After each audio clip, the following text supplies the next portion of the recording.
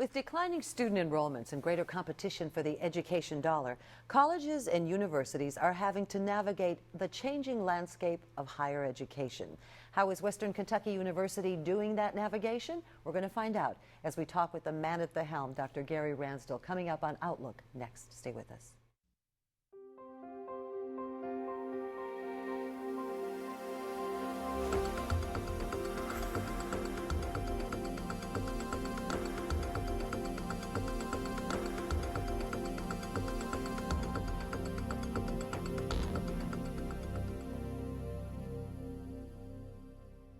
Hello and welcome to this week's edition of Outlook. I'm Barbara Deeb. We're so glad you joined us here in the studio, and we're delighted to have with us Dr. Gary Ransdell, who is the 9th president of Western Kentucky University. And you know what? You're approaching the 20-year mark. Almost I'm in my 19th decades. year. Yeah, no kidding. Wow. Yeah. As you look back. Now, don't tell Julie that.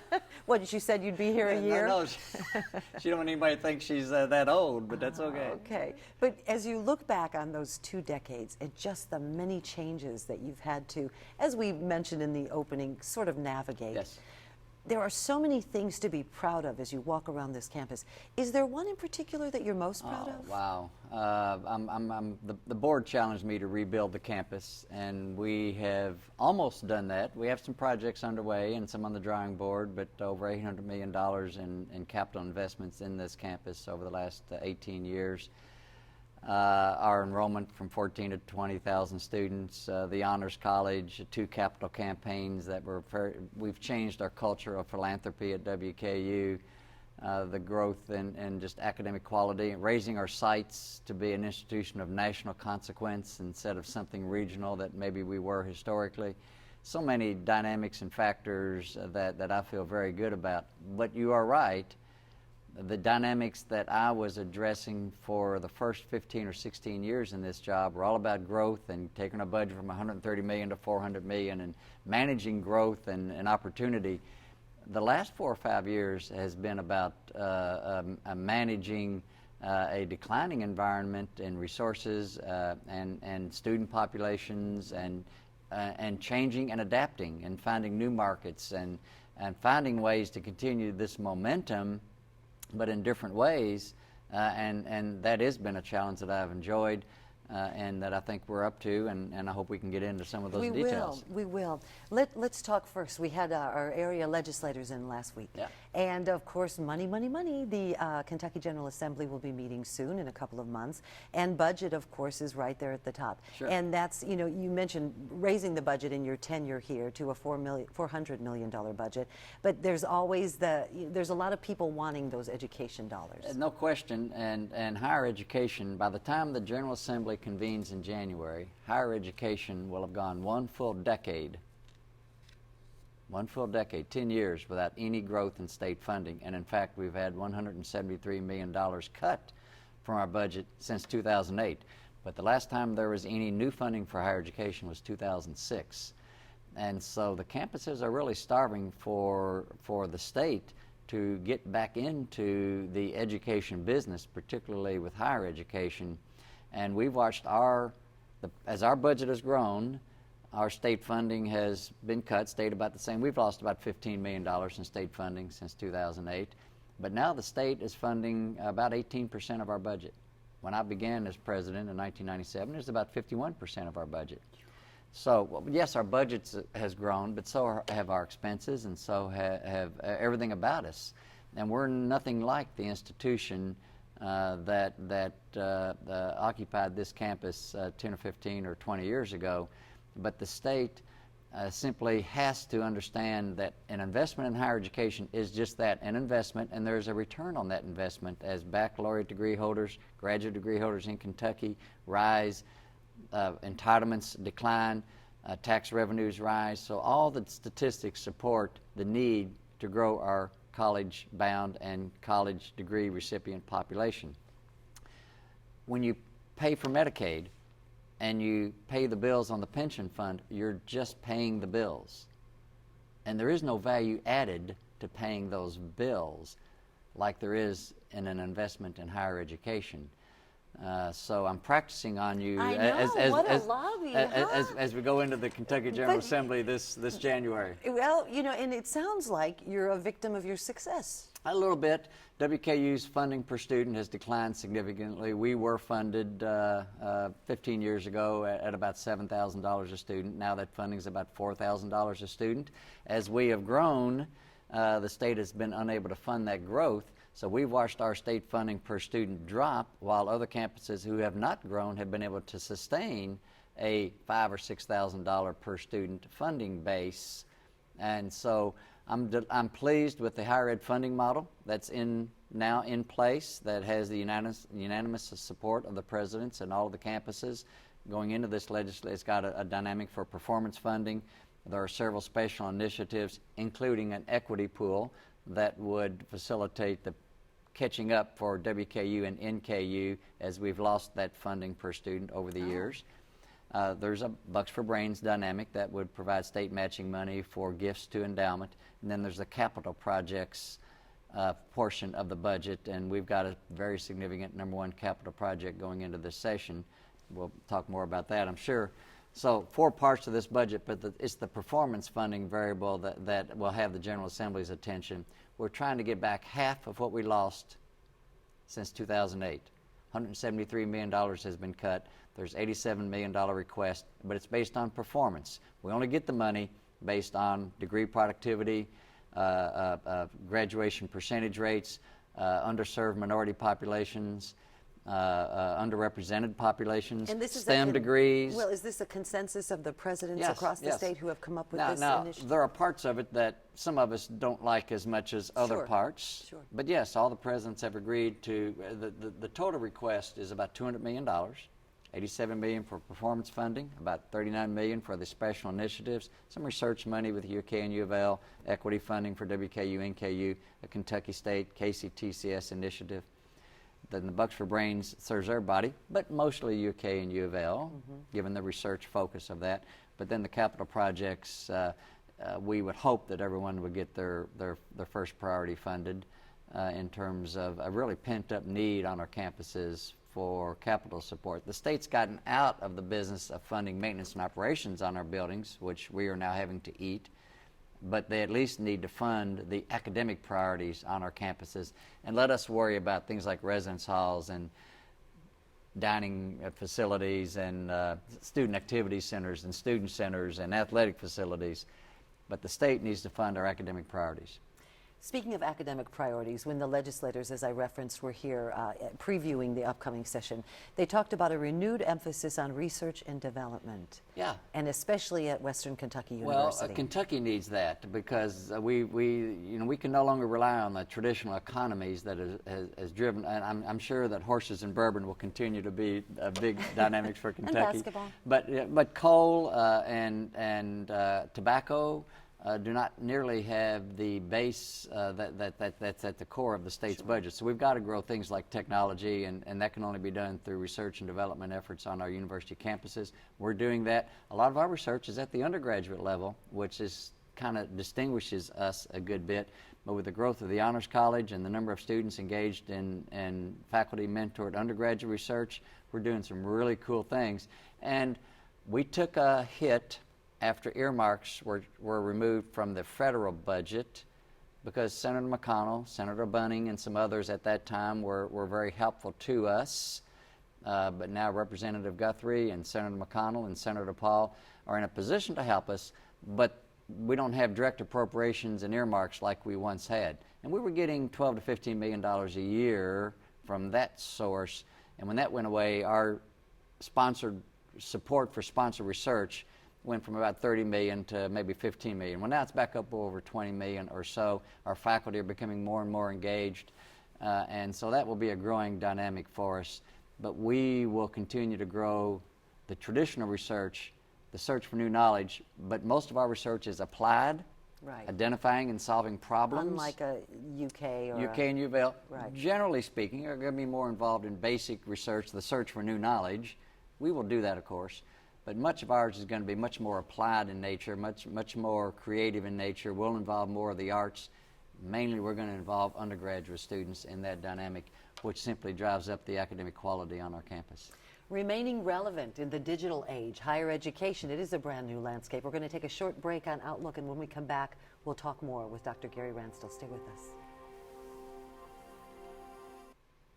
And Outlook continues here on your PBS station. I'm Barbara Deeb, and we are rejoined by Dr. Gary Ransdell, the president of Western Kentucky University, the 9th president. And if you missed the beginning of the show, you're gaining on 20 years here, 2 decades. Yeah. And you made a commitment to stay. I made a commitment from the very beginning to pour everything I had into this job and into this institution. And Julie and I could not be more proud of the last 18 years. We're in our 19th year, and having 2 sons that graduated from here while we were fortunate to be in these positions has really been special, and I'm proud of our achievements, but we have work to do right now at hand, and we are all in addressing our current opportunities and challenges, and I could not be more pleased with what the next few years hold. Well, yes, it's an interesting time, no doubt.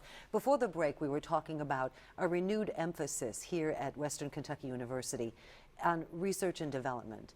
But it would be difficult in this landscape to compete with the University of Kentucky or a University of Louisville. Well, we're a different kind of institution. We've never worried about what took place in Louisville or Lexington as it relates to higher education. Great institutions. We're a great institution. We're a different kind of institution. We're much more practice-based.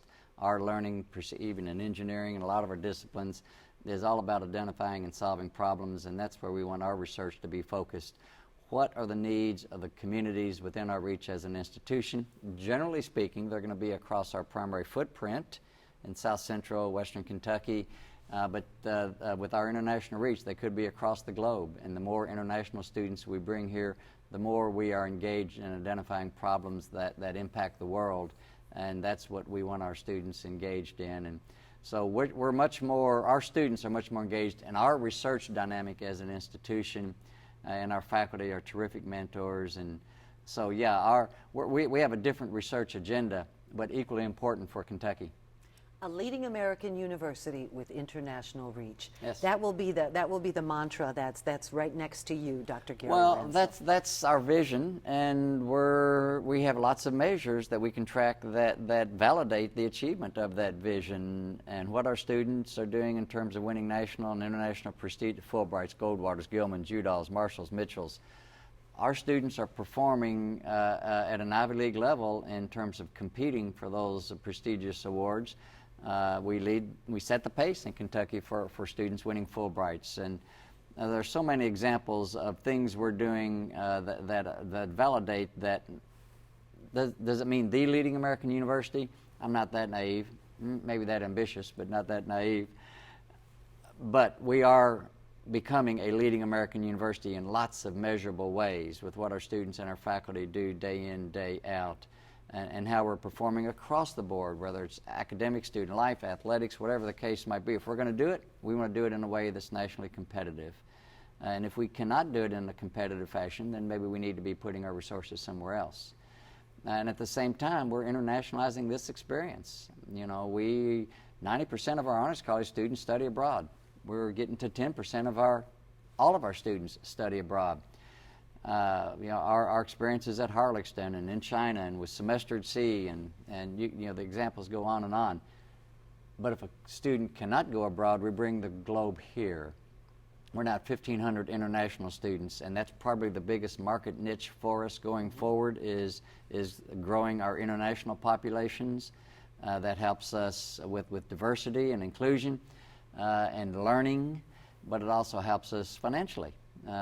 Because they're full paying out-of-state students, and we're going to be recruiting more international students, and we're going to be recruiting more out-of-state students. We're 77% in-state, about 15% in-state, and about 7 to 8% international. And that's our demographic mix. And so that's a shift in recent years, but as the Kentucky populations are they're changing. Decline may be too strong a word, but they're declining slightly and will for the next 8 or 10 years before there will be a rebound. We've got to replace those markets. We've lost a lot of adult part-time learners as the recession has run its course. There are jobs. They went for the jobs. And why go to school part-time if I can now get a job that's paying pretty good? So we've lost over 1,000 adult part-time learners over the last couple of years. So the paradigm is shifting, and we've got to change and adapt. The whole matter of graduate studies. I met with Provost Lee and Eric Reed, Dr. David Lee, and Eric Reed, who's the interim dean of the graduate school these days. And we now realize that no longer can we sit back and expect graduate students to apply, and we review them and we accept some and give them a graduate assistantship and everything's great. We got to recruit and bring graduate students to this campus to study here. As we now have 4 doctoral programs, we need to recruit and build strong applicant pools for our graduate students, just like we do our undergraduate students. And the margin to build a strong graduate population is tremendous for us. And we're shifting our thought process and our approach to graduate studies again internationally. Even in these tough economic times.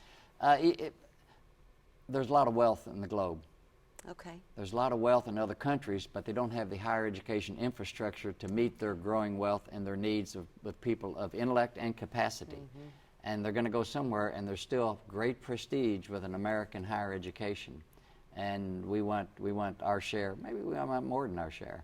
Well, you're getting ready to head to China as we do this program.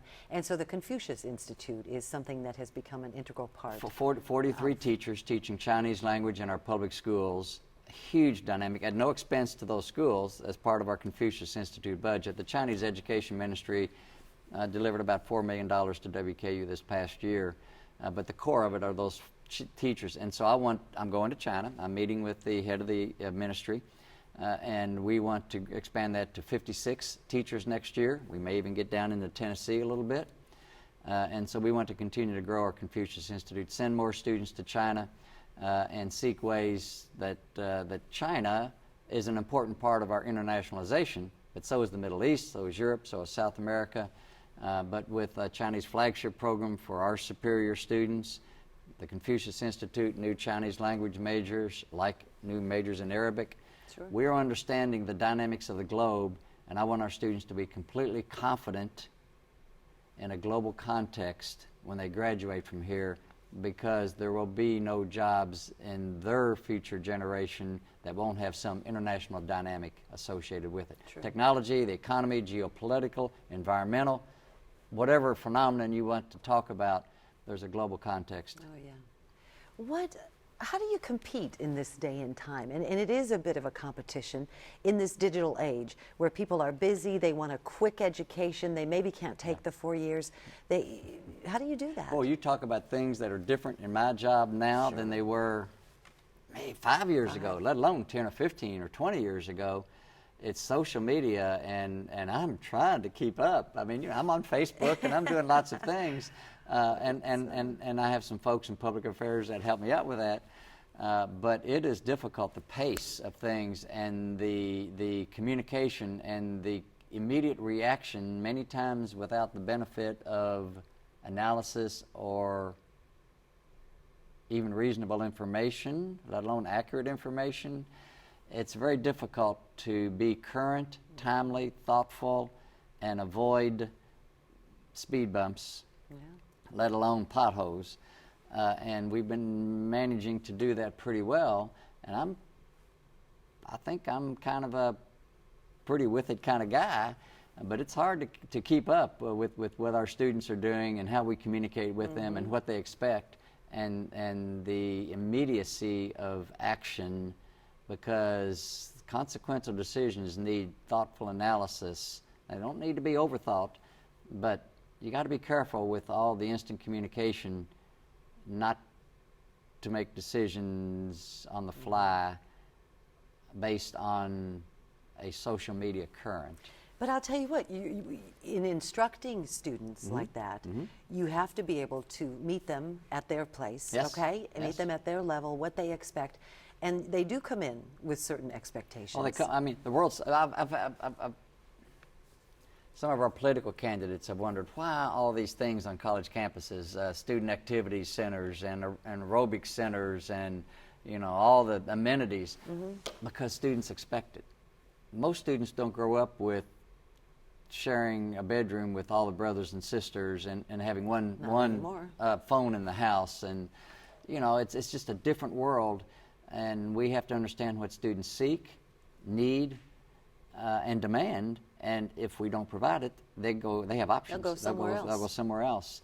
And so we want a high quality of life. We want our campus to be high on the cool factor. We want it to be fun. We want it to be pleasant for everybody, faculty, staff, students, alumni, and visitors. And that's what we've created here. And this is an inspiring place to be. And that's what I want. When a student gets up in the morning and strikes out across campus, I want them to be inspired to achieve their very best, not be bogged down with anything unpleasant or out of ordinary or a lack of cleanliness, or I want it to be well kept, well maintained, and inspiring for our students and our faculty and staff. And I think we have that here. We talked about the physicalness of this place. Yeah. If you haven't been to Western Kentucky University in a while, or you've never been here, come on and visit. But just you might need a map. You might, because matter of fact, I gave directions to someone today. The changing face of the beauty and but just the buildings that have gone up. Now there's a new honors college and international center. We dedicated on October 23. Or maybe dedicated it on October 23, depending on when this airs. And it's a home for a 1,400 student honors college, independent honors college, and a 1,500 student international population, both of which have become critically important populations within our total student body. The Honors College has been working out of a house. Now, I know it's all about the academic content. Of course it is, but there's also got to be a place where the work gets done and the students are inspired to be part of. Sure. The same thing with International Student Services. We have a lot of services we weren't providing a few years ago because of our international population. And so there's a good synergy between the Honors College and our international populations and our study abroad programs and all the learning dynamics that get brought into to those populations. So that building is now open. I'm delighted with it. It's about a 70,000 square foot building. The new science building will be underway shortly. That was the one building that has been funded in recent years by the General Assembly, funded in 2014. So the money's design there. work's complete. The money's there. The ground will be we go out to bid this month, and ground is expected to be broken in early December.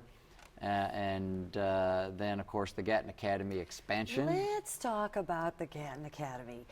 For our audience who may not know what that is, you have to be very proud of its continued recognition. No question. We were working with Dr. Julia Roberts and others on our faculty, and at the time, Speaker Jody Richards was very engaged in the creation of the Kentucky Academy for Math and Science, and then when Bill Gatton made a $4 million gift to name the academy, it became the Gatton Academy. Bill has since made a $10 million gift to expand it from 120 to 200 students. Kentucky's high-performing high school juniors and seniors live in a residential academy, very competitive to get in, but they're also freshmen and sophomores at WKU. Sometimes we forget that the Gatton Academy students are WKU students. They're in our classes with our faculty, and when they graduate from the academy, they got 60 hours of WKU college credit. And so they can easily complete a master's degree with a baccalaureate degree in 2 or 3 years after graduating from the Gatton Academy. And they go on to graduate school, do amazing things. And so now we're 7 or 8 years into the Gatton Academy. The last 3 years, ranked number one in American, number one high school in America by Newsweek magazine and the Daily Beast and a number of publications, U.S. News. So, yeah, we're really proud of what the Gatton Academy has become. But the value is that intellect is in our classrooms, challenging our students. And you don't know a Gatton Academy student from any other student on campus because we've blown the myth out of that whole geek perception. These kids are leaders, they're cool, they're in the marching band, they're in intramurals, they're in theater and dance productions, they're in the orchestra, they're doing lots of things. The only thing they can't do is intercollegiate athletics, because you have to have graduated from high school to be eligible to compete in NCAA sports. But they do everything else. So now we expanded to 200 beds through Bill Gatton's generosity. And so that construction project will be completed next summer. so that we'll bring in a larger class into the Gatton Academy next August. We are just about out of time. You've got lots of things. Oh, give me a on couple your more hours. plate. But you know, you've done a good job of summarizing. But the next course of action, what's the thing you really want to just get to? You know, you've got to go to China. You've got to Well, we take have to stabilize financially. We have to get state support. Faculty and staff compensation, bar none, is our single highest priority and our single most difficult pressure point right now, because our price point is we don't have that margin of elasticity in our tuition pricing. So we're going to raise tuition 3%-ish, have the last few years, will for the next few years. So you don't have that margin of revenue generation to do salaries, because that's about what your fixed cost increases will be, whatever 3% might generate. And so we got to get state appropriations or redirect internal spending in order to address faculty and staff compensation. Far away our number one issue. When the state funds a salary increase for state employees or for teachers, we're not included. Higher education is not included in that. We're on our own, but we can't do it without state support. There you go. You heard it here. Thank you so much. You bet. Thanks, Appreciate Barb. your time. Good to be with you again. Again, we've been talking with Dr. Gary Ransdell, the 9th president of Western Kentucky University, for a State of Western. I'm Barbara Deeb. I'd like to thank you for joining us and invite you to check us out on our social media and join us again next week. Thanks.